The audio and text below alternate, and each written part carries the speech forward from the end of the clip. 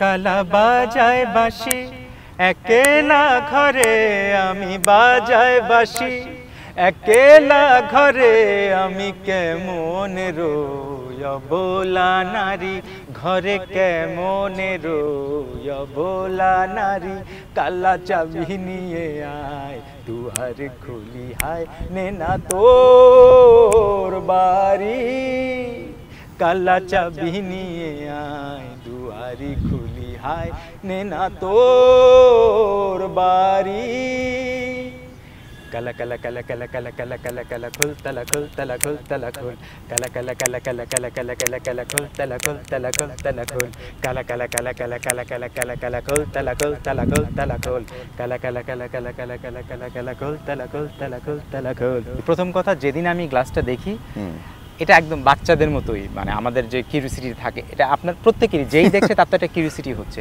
তো যেদিন আমি দেখি আমার ভালো লেগে যায়, ও এটা তো মজার, আমি পড়লাম, পড়ে দেখি আমাকে ভালো দেখাচ্ছে। তো আমি সবসময় যেটা বুঝি যে আমাকে ভালো দেখাচ্ছে এবং আমারও ভালো লাগছে পড়তে, আমি সেটা পড়ি, অত ভাবি না লোকে কি ভাবছে।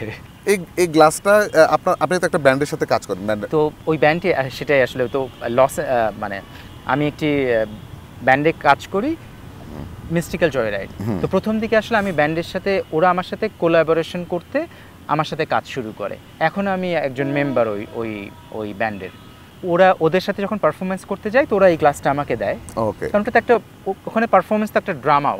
আপনি যখন গ্রুপলি পারফর্ম করেন, আপনার একই ধরনের জামা কাপড়, একটা ম্যাচ থাকে, সকলে একই রকম ধরেন আউটফিটের সাথে একটা, তারপরে জুতো, এগুলো সব মিলিয়ে আমরা ওভাবে মিলিয়েই তো পড়ি। আর গ্লাসটা তিনজনের একই রকম গ্লাস থাকে, ওটাই ইউনিফর্মিটিটা মানে ডিফাইন করে। এই গ্লাসটা কি তাহলে ওই ব্যান্ড থেকে আপনাকে ওরাই আমাকে দিয়েছে, আমিও পড়েছি, পড়ে দিয়ে। এবং এই গ্লাসটা, সত্যি কথা, এই গ্লাসটা আমার বাসাতেও নেই কিন্তু, কারণ এটা তো প্রপস।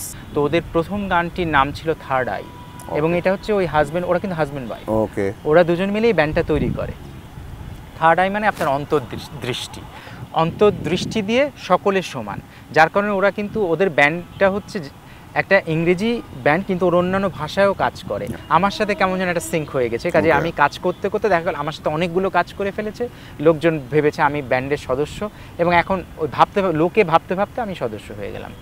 তো আমি যখন জানতে চাইলাম ব্যাপারটা, তখন ওরা বললো যে ওই যেটা বললাম যে এটা অন্তর্দৃষ্টি, এটা দিয়ে আপনি সকলকে সমান দেখেন, আপনি যখন চোখ বন্ধ করে অনুভব করেন সকলেই সমান।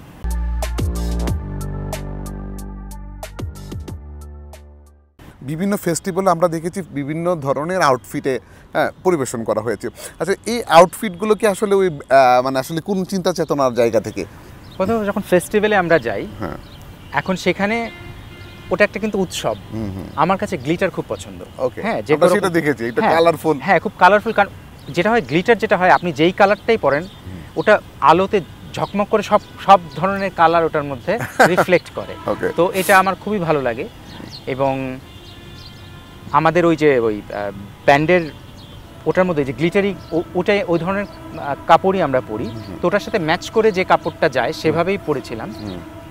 আর সামারে যখন আপনি শো করবেন, ওখানে তো এমন না যে আপনি শর্টস পরতে পারবেন, খুবই ভালো লাগে ওই শর্টসটা আমি পরেছি, যেটা আমার একদম ভালো লাগা থেকেই পরেছি।